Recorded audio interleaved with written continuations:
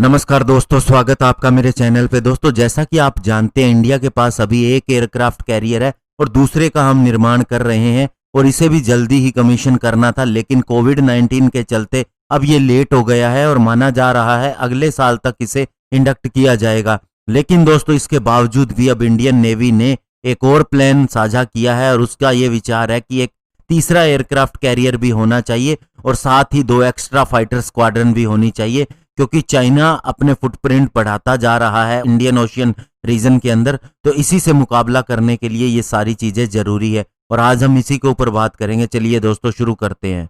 और दोस्तों, जैसा कि आप जानते हैं, साउथ चाइना सी के अंदर यूएस ने अभी अपने एयरक्राफ्ट कैरियर को लगाया, जिससे चाइना प्रॉब्लम के अंदर आ गया और उसकी परेशानी बढ़ गई, क्योंकि पावर का असली प्रदर्शन एयरक्राफ्ट कैरियर के जरिए ही किया जा सकता है। आप दुश्मन के इलाके में सीधा चले जाते हैं, आपके पास अच्छे खासे सैनिक होते हैं, अच्छे खासे एयरक्राफ्ट भी इसके ऊपर ले जाए जा सकते हैं और एक दिन में ये 500 नॉटिकल माइल्स का सफर तय कर सकता है, यानी कि 900 किलोमीटर का सफर एक सिंगल डे के अंदर करने में कैपेबल होता है।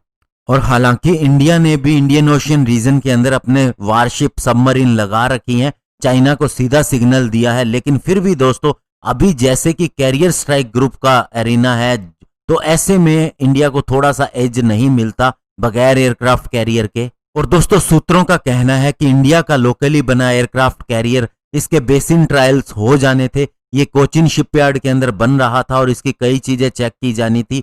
इसके अंदर प्रोपल्शन सिस्टम, ट्रांसमिशन, शाफ्टिंग सिस्टम, ये सब कुछ ही रुक गया है इस महामारी के चलते। सबसे पहले इसके बेसिन ट्रायल 2003 के अंदर सैंक्शन किए गए थे गवर्नमेंट के द्वारा और उसके बाद इसके बहुत ज्यादा सी ट्रायल्स होने थे। लेकिन अब जब यह अगले साल एक बार इंडक्ट कर लिया जाएगा, उसके बाद इसके फ्लाइट ट्रायल्स शुरू होंगे, यानी कि 1-2 साल और लग जाएंगे इसे पूरी तरह से ऑपरेशनल होने के अंदर। और हमारा ये 22,590 करोड़ में बना पहला एयरक्राफ्ट कैरियर जो इंडिया के अंदर बना हो, ऑलरेडी डिले हो रहा है। वहीं चाइना ने 2 एयरक्राफ्ट कैरियर बना लिए हैं और 2 के ऊपर और आगे काम करना शुरू कर दिया है और उसका सपना है कि 2050 तक उसके पास 10 एयरक्राफ्ट कैरियर हो और अगले 1-2 सालों के अंदर वह एक aircraft carrier Indian Ocean region के अंदर भी लगा देगा, जिससे उसका जो मलक्का स्टेट के अंदर उसे प्रॉब्लम आती है उससे काउंटर करने में मदद मिलेगी।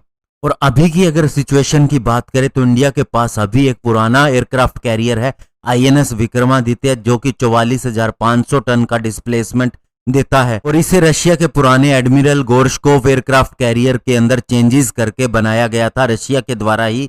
और इसकी डील हमने $2.33 बिलियन के अंदर की थी नवंबर 2013 में। और उसके बाद हमने एक और डील की थी $2 बिलियन के अंदर ही, जिसमें हमने 45 MiG-29K खरीदे थे इसके डेक के ऊपर से ऑपरेट करने के लिए। और अभी नेवी ये चाह रही है कि उसे एक्सेप्टेंस ऑफ नेसेसिटी मिले तीसरे एयरक्राफ्ट कैरियर के लिए, जो 65,000 टन का होगा और जिसका नाम भी सोचा गया है INS विशाल, लेकिन ये मई 2015 से पेंडिंग है। और दोस्तों, हमारे दूसरे एयरक्राफ्ट कैरियर जो अभी बन रहा है, इसके लिए रिपोर्ट्स आई थी कि इसका प्रोपल्शन सिस्टम पुराना था और ये इसलिए खरीदा गया था ताकि पैसों के अंदर कमी आ जाए, ज्यादा खर्च न हो, और इसमें प्रॉब्लम भी आई थी। और इसके अलावा जो 45,000 करोड़ रुपए इसके कंस्ट्रक्शन के लिए खर्च होने थे, ये भी माना गया कि इसे 10 से 15 सालों के अंदर खर्च किया जाएगा ताकि इसका कॉस्ट जो है धीरे धीरे होता रहे। और कुछ एक रिपोर्ट्स का यह भी कहना था कि कंट्री की इकोनॉमी के अंदर वापस इस पैसे को भेज दिया गया। लेकिन दोस्तों, अभी ऐसा नहीं होगा। अभी गवर्नमेंट फास्ट ट्रैक कर रही है बहुत से लंबे पेंडिंग डिफेंस प्रोजेक्ट को, क्योंकि अभी चाइना के साथ तनाव भी चल रहा है। और अभी दोस्तों, Indian Navy 57 multi role fighter jet के लिए प्रतीक्षा कर रही थी, लेकिन अब उसके अंदर भी कमी कर दी गई है, उसे 36 तक सीमित कर दिया गया है, यानी कि 2 ही स्क्वाड्रन को इंडक्ट किया जाएगा।